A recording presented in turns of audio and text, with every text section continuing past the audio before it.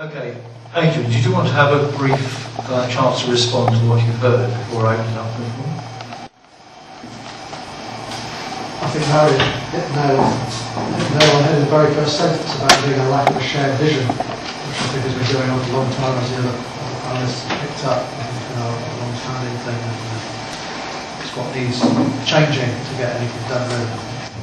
Okay, before I open it up, I just note that on the Committee on Climate Change report, which I referred to, their second report here, it is one of the things that they sort of identify as an area where there's got to be increased investment, both in time and effort and resources, to actually do it. That's, reducing emissions from buildings. Okay, does anyone want to pick up from what they've heard on the floor? Andy?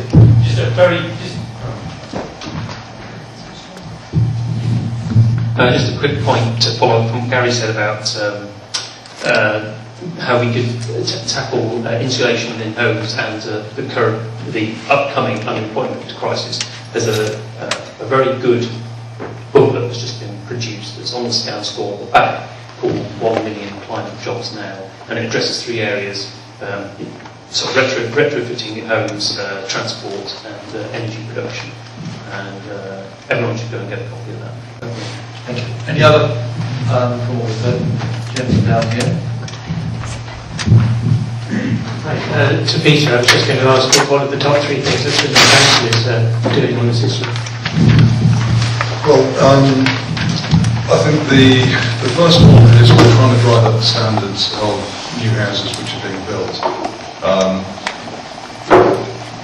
When you talk to developers who are proposing large-scale housing and you say, why aren't you building Code 6 of the BRE standards, they say, well, we can't afford to. And then you start talking about the cost of doing it.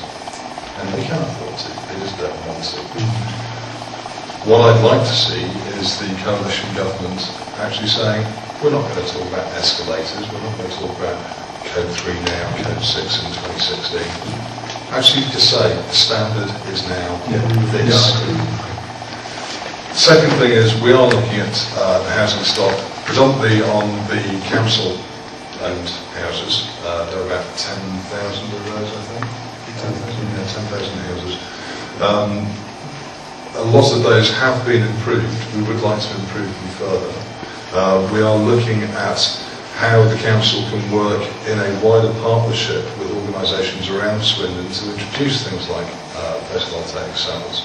I myself am a great believer in solar thermal, which for me is a complete no-brainer. It's a fit-and-forget system. PV, I think, still actually has a long way to go in terms of efficiencies. And also, obviously, with my transport hat on, we are looking at how the transport system in Swindon works. I've been a long time advocate of things like trams. I know that the governments actually all the governments have never really seen trams as a future, and there's been a big drive for buses, there's been a big drive for private vehicles. Actually, there are really innovative ways of moving people around that this country is, again, so far behind most of the rest of the world. If you go around Europe, you see things that are done there that we should have been doing 30, 40 years ago, and we haven't.